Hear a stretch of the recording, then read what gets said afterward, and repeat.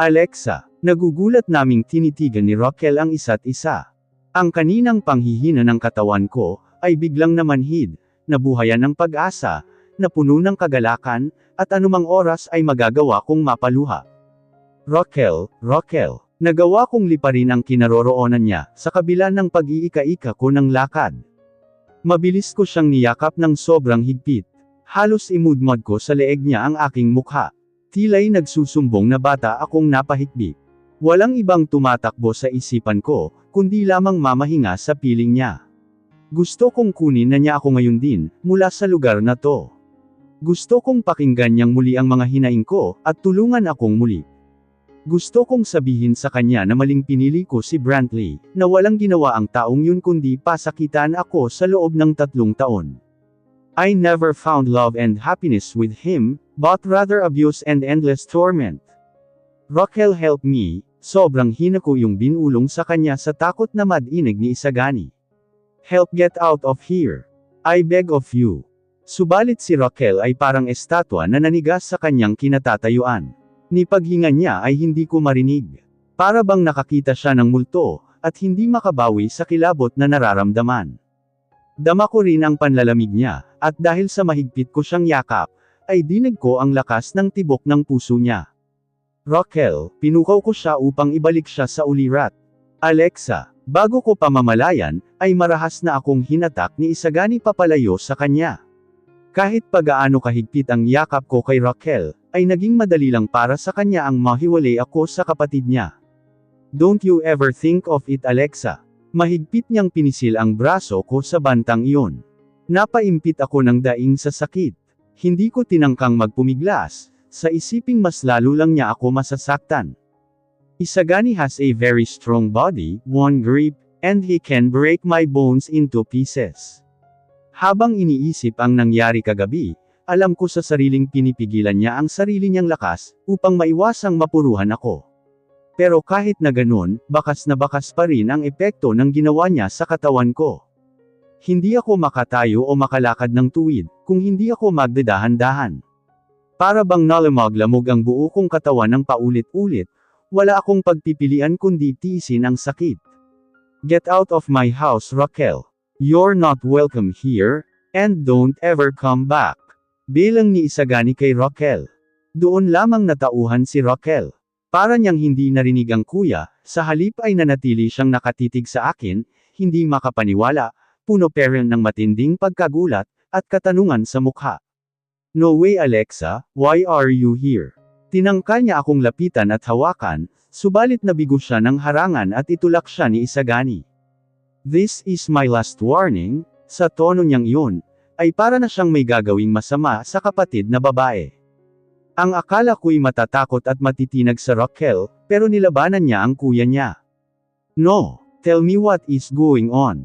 Bakit nandito si Alexa? Anong nangyari? Anong ginawa mo, kuya? Hinampas niya si Isagani gamit ang sling bag niya.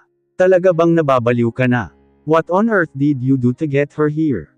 Kaya pala hindi ako mapakali.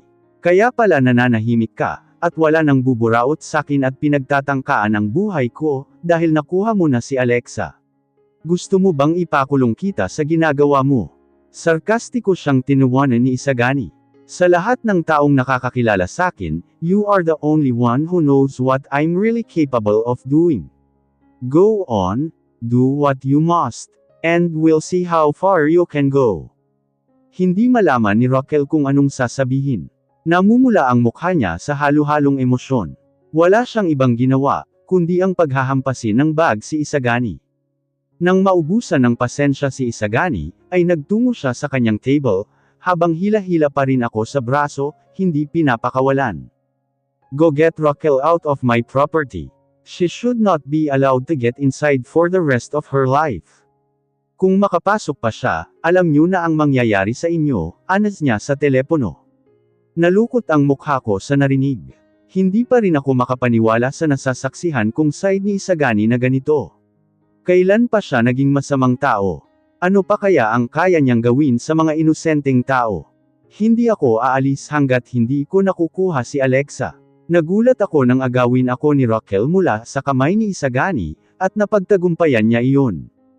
Kahit pa nasaktan ako, ay hindi ko iyon ininda. Sa halip ay bumugso ang damdamin ko sa pagkatuwa. Rochelle, muli ko siyang niyakap, sobrang takot na makuha ulit ni Isagani. Sama na ako sayo. Narinig ko ang matunog ng ngisi ni Isagani. Nang inag ako sa takot. Alexa, come here, malamig niyang sambit. You're just going to hurt yourself, if you continue to do this. Simple man niyang sinabi yun, ay batid ko ang gusto niyang iparating. He showed no mercy last night, no matter how I begged that he almost crushed me if he really wanted tea. Hindi mo ba narinig? Gusto na niyang sumama sakin. Obvious namang ayaw sayo ni Alexa. She already has Brantley, and I don't know how you managed to bring her here. Baliw ka na kuya. Kukunin ko na siya sa ayaw at sa gusto mo. I heard Isagani click his tongue, and his tone became much colder. Let's see again, ask Alexa again to come with you. Kung papayag siya, kunin mo na. If not, you will never get to see her again. Umaliwalas ang mukha ni Rochelle, nabubuhayan ang loob na bumaling sa akin. Alexa, halika na. Umalis na tayo rito. Hinhila niya ako. Subalit tuluyan akong nanigas sa kinatatayuan, at nagmatigas bago niya matangay. What's wrong? Puno ng pag-aalala niya akong hinarap. Halika na, hindi ba't gusto mong sumama sakin? Alam kong gusto mo nang makalaya kay kuya. Halika na habang pinagbibigyan tayo ni kuya. Imposibleng pumayag si Isagani na makuha ako ni Rochelle ng ganito kadali. Paparusahan niya lang ako, sa oras na makita niyang talagang sasama ako sa kapatid niya. Nagawa nga niyang matuntin ako sa black market, bilhin sa napakalaking halaga, na walang sinumang matinong tao ang gagawa, at mapabalik dito upang alipinin ako. Tapos hahayaan niya lang akong makawala sa kamay niya, sa sarili kong desisyon. Paano na lang kung ipirinig ko sa kanyang gusto kung sumama kay Rochelle, at lalo siyang sumiklab sa galit? Paano kung ibuntong niya iyon sa taong kinontak ko kahapon, at malamang may anak ako sa kanya? Paano na lang ang buhay na kalalakihan ng anak ko sa mga kamay niya? Matunog akong napalunok sa pagtakbo sa isipan ko, ng mga posibleng kahahantungan ng iaakto ko ngayon. Go on Alexa, choose if you want to go with her or stay in the mansion with me. Pukaw ni Isagani sa akin. Nang balingan ko siya ng paningin, ay nakita ko kung gaano siya kakalmado, ang nakakatakot na paraan ng pagngisi sa kanyang labi. Ay unti-unting gumuguhit. Yes, I know him well. He's not going to let me go for real. He's blatantly lying, as if only testing me so he could find a reason to punish me again. Hindi na dapat ako nagpapadala sa emosyon ko. Kahit pagaano ako kasabik na makahiga ng hangin sa labas ngayon, hindi ito ang tamang panahon, Alexa. Kinakabahan akong pinaharap ni Rochelle sa kanya. Makahulugan ko siyang tinitigan sa mga mata. Pinisil ko ang isa niyang kamay ng ilang beses, animoy may pinapahiwatig na unti-unti rin niyang naiintindihan. Nangiilid ang mga luha sa mga mata niya, at mabilis akong niyakap ng sobrang higpit. Kasabay niyon ay ang lihim niyang pagbulong sa aking tainga. I will find a way to get you out of here, I promise. Natigilan ako. Kumibot-kibot ang mga labi ko, at malakas na napahikbi. Niyakap ko siya pabalik at saka tumugon. Maghihintay ako, dahil hinding-hindi ko kakayanin ang manatili sa piling ni Isagani, sa natitira kong buhay. I need to be with my son. He needs me the most, and only with him can I find love and happiness in life. Let go of me, you big bad. Hindi pa man tuluyang nakakaladkad palabas ng silid si Rochelle ng mga gwardya, ay pumulupot na ang mga braso ni Isagani sa aking baywang, mula sa likuran. I can sense his superiority, and possessiveness lingering around me, no matter how I am contradicting those senses. Kinagat ko ang ibaba kong labi, at binura ang mga natitirang luha sa aking mga mata. Ito ang unang pagkakataon na muli kaming nagkita ni Rochelle, sa loob ng 3 taon. Dinadalanggan ko na sana'y hindi lang panaginip ang pangyayaring ito. Sana'y hindi panaginip ang pangako niyang tutulungan niya akong makaalis sa lugar na to. Did you use my shampoo? Tumaas ang mga balahibo ko sa braso, nang amuyin ni Isagani ang buhok at leeg ko ng may intimation. Mas humigpit ang pagkakayakap niya sa akin, na kinapidyo ko pa ng hininga. Mula sa labas ng silid na aming kinaroroonan, ay narinig ko ang pagtitili at pagwawala ni Raquel. Pero umaakto si Isagani na parang walang nangyayari sa kasalukuyan, at pawang kaming dalawa lang ang tao sa mundo. You smell even better with my scent printed on you. Ang mainit niyang hininga ay bumubuga sa sensitibo kong tainga. Nahihirapan akong napalunok ng laway. Masakit ang katawan ko Isagani, nilandas ko ang mga kamay ko sa braso niyang nakapulupot sa baywang ko, kahit pa ayaw ko siyang hawakan, para lamang tangkain siyang pahintuan sa ginagawa. Subalit para lamang akong kumakausap sa isang bingi. Ang mainit niyang dila ay agad na lumapat papasok sa butas ng aking tainga. Impit akong napatili. Tumaas ang isa niyang kamay sa aking chest, saka iyon dinampyan. Pinanood ko ang eksperto niyang kamay, at lihim na nakagat ang aking labi. Ayaw ko mang magtunog malandi o masiyahan sa ginagawa niya, ay wala namang magagawa ang mga pakiusap ko na tumigil na siya. Sa tuwing nagmamakaawa ako na tumigil siya, ay mas lalo siyang ginaganahan, at mas lalo akong nakakawawa. Siguro, kung hihiling lang ako sa kanya na magdahan-dahan, kahit papaano ay pakikinggan niya ako. Kung hindi wala na akong magagawa, kundi ang itikom na lang ang bibig ko. Naramdaman kong natigilan siya panandalian, saka marahang kinagat ang dulo ng aking tainga. Nag-init ang mukha ko, nang maramdaman ang paglumanay ng paraan niya ng pagmasahe ng aking balat, nakinig siya sa hinaing ko. Tingnan mo ako, pag-uutos niya pa. Binaling ko ang aking leeg, upang lingunin siya at tingnan. Nagtama ang mga mata namin. Ang isa niyang kamay, ay hinaplos ang aking pisngi. Subalit salungat sa kilos niya, ang mga mata niya ay walang kasing lamig. Raquel's life will be in danger, if you happen to see her again. Pinisil niya ang magkabila kong pisngi, at bayulente akong hinalikan sa labi. Kinagat niya ang ibaba kong labi, dahilan upang bamuka iyon, at malayang makapasok ang malikot niyang ano. Ako naman ay natigilan. Hindi ako naniniwalang magagawa niyang saktan si Raquel, kapatid niya yun. Kinagat ko ang dila niya sa aking bibig. Napamulat siya ng mga mata, at matalim akong tinitigan, bago niya binawi ang mga labi, saka bahagyang nilayo ang mukha sa akin.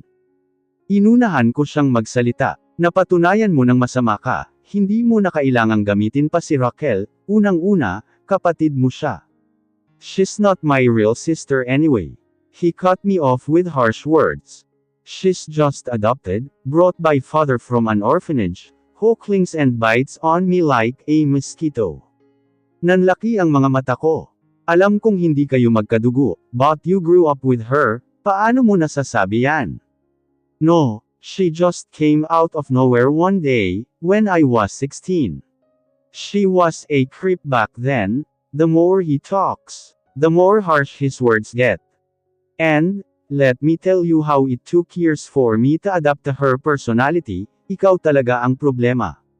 Bulong ko man ay sinadya kong iperinig sa kanya. Enough of talking about the mosquito, and don't bite my tongue. Sinimulan niyang muli ang paghalik sa akin. Halos mag-iisang buwan na simula nang huli kong makita si Raquel. Sa bawat araw na nagdaraan, ay pinanghahawakan ko ang pangako niya sa akin. Alam kong magiging sobrang mahirap ang mangyayaring pagtakas ko. Lalo na't pareho naming makakalaban si Isagani, na siyang walang puso, at may obsesyon na maanggad lahat ng gusto niya, kahit pabuhay ang kapalit. Pero ni minsan ay hindi pa ako binigo ni Raquel. Naniniwala akong anumang oras ay darating siya, ilalayo ako sa mansyon na ta. She always cares for me and looks out for me, and I know it will be possible to escape, if it's through her. She's the only one who could help me. Miss Alexa, tulungan ko na ho kayo. Napaigtad ako sa gulat, nang lumapit sa aking ang isang gardenero sa mansyon. Ha! Tulong! Hindi makapaniwala kung asal, habang buhat-buhat ang dalawang garbage bags. Tutulungan mo ako. Nakangiti siyang napakamot sa ulo. Kanina pa po kasi kita nakikitang pabalik-balik sa pagtapon ng basura. Ilan pa ba yang mga yan? Tulungan na kita sa paghahakot ng mga natitira. Lumaki ang butas ng ilong ko sa narinig. Iniisip kong baka nagkaroon na ng diferensya ang tainga ko, at nakarinig ako ng offer ng tulong mula sa isa sa mga tauhan ni Isagani. Halos linggo-linggong nagpapaalala ang lalaking yun, na walang sinuman ang pwedeng makalapit sakin, at mapapahamak sila. Dahil baka makahanap na naman ako ng paraan, para makakuha ang cellphone o ano pang senaryong pumapasok sa isipan niya. Miss Alexa, pukaw niya sa akin. Nagsalubong ang kilay ko, at tiningnan siya mula ulo hanggang paa pabalik. Chinito, matangkad, kayumanggi ang balat, at mukhang nasa early 20s pa lang siya. Malaki rin ang pangangatawan niya, animoy sabak sa mabibigat na trabaho. At sa madaling salita, gwapo siya para sa isang gardenero. Nakikita mo ba ang suot ko? Kunot noo kong tanong sa kanya. Opo, nagtataka niyang pinasadahan ng paningin ang maid dress ko. Sa lahat ng mga katulong na nakita ko rito, ikaw lang ang bukod tanging nakasuot ng ganyan. Hindi ko pinansin ang sinabi niya. Kung ganon naman pala, wag muna akong tawaging miss, pareho lang tayong alila rito, o mas mababa pa nga ang katungkulan ko kaysa sayo. Napakurap-kurap siya, na kinangiwi ng labi ko. Anyway, ngayon lang kita nakita, bago ka lang dito. Bumalik ang sigla ng pagkakangiti niya, na kinasingpit pa ng mga mata niya. Sa totoo lang po, minsan na akong nagtatrabaho rito, dahil tinutulungan ko si Lolo Pao, siya talaga ang orihinal na gardenero, pero kinakailangan niyang magpa-opera dahil sa sakit niya, kaya ako na muna ang papalit. Kakasimula ko lang po nung nakaraang Lunes. Kaya pala, mas ngumiwi ang labi ko. Kung ayaw mong mapahamak sa hinaharap, wag mo akong tulungan, kung ayaw mong makita ng boss mo. Alam ko na po yun. Lagi kang bukang bibig nila Miss Davina eh. Paliwanag naman niya, saka walang sabi-sabing kinuha ang dalawang mabibigat na garbage bags, sa magkabila kong kamay. Anong ginagawa mo? Mas lalong nagsalubong ang kilay ko. Kung alam mo naman pala, bakit mo pa gagawin? Kasi mukhang nahihirapan ka na po. Kanina pa kita pinapanood sa malayo, kahit anong punas mo sa pawis mo, tulo pa rin ang tulo. Sa payat mong yan para ka nang mahihimatay eh. Ano ngayon sayo? Hindi niya ako tinugon. Nagsimula siyang magmarcha papalayo. Pinagmasdan ko siyang ihagis ang mga basura sa loob ng malaking tangke, saka muling bumalik sa akin. Mukha siyang proud sa ginawa. Hindi lang ako sanay makakita na may babaeng nahihirapan. Naalala ko ang nanay ko kapag ganon, matamis man ang pagkakangiti niya, ay puno iyon ng sensidad.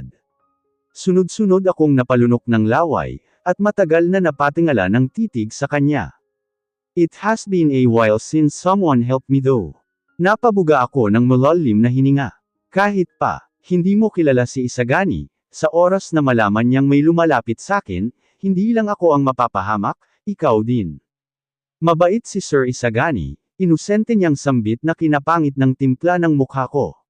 Tsaka minsanan lang naman akong tutulong sayo. Sisiguraduhin kong hindi niya malalaman, para wala sa isa sa atin ang mapahamak, kung nag-aalala kayo. Pues wag mo lang akong masisisi kapag nasesanti ka o maglaho bigla yang anino mo, sininghalan ko siya. Meron pang natitirang 4 na garbage bag doon, tig-2 tayo. Nasisiyahan siyang napatawa. Pero sa totoo lang ay kanina pa nangangalay ang mga maninipis kong braso, at binti sa pabalik-balik na gawain. Masyado ba namang ginagalingan nila Baby at Davina ang pagpapahirap sakin?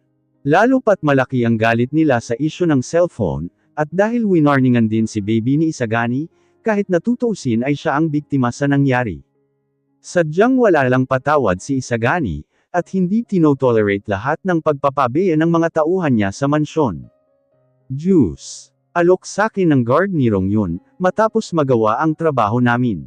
Hindi gaya kanina na tirek ang araw, ngayon ay malapit na iyong lumubog, at nagsisipaglabasan na ang mga lamok sa loob ng garden.